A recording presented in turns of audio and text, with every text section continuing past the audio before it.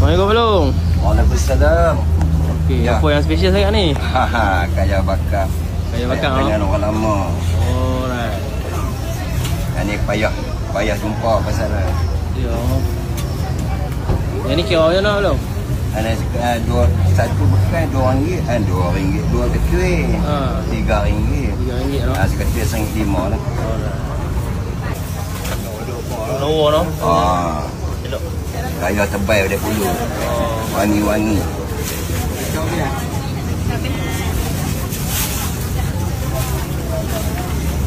Okey, macam ni RM3 ya? Ya, RM3. Okey. Yang ni apa pula Belum? Yang ni pulut kaya biasa. Oh. Yang ni yang memang cita rasa orang lama-lama. Pulut sekali hijau lah. Hijau. Kaya. Ini original lah, pandan. Pandan lah. Dia pandan telur. Hijau pun nampak elok lah. Cantik. Cantik dah. Pandan. Lawa lah. Dah. Pakcik yang bakar habis dah pakcik? Habis dah. Ni yang biasa. Ni biasa. Ori. Okey. Yang ni pun RM3 kat sebungkus? RM3 juga. Harga standard. Macam tu juga balon tak naik. Okey. Yang ni apa kak?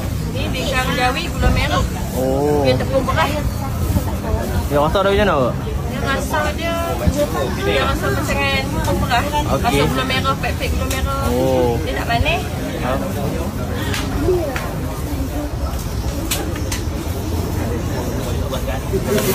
Ni sebekas RM3 kan? Ya, sebekas semua RM3.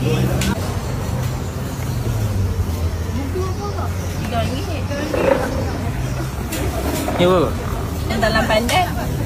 Sebungkus RM3 ya? Ya, betul. Semua RM3.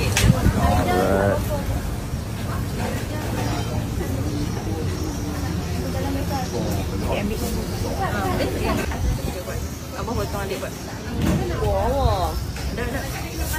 Boleh tak apa dah. Yo, tadi. Potong. Dia dekat Mepri 9 lah lo.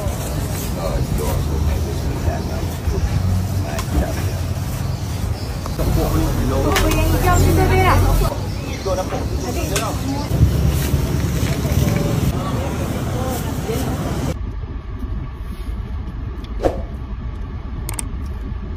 Mula RM7.5. Okey. Kalau kebiasaan pukul 12 lah. Okey. Bila ni tak sampai pukul 12, pukul 10 lebih. Dapat cuti hari Jumaat saja.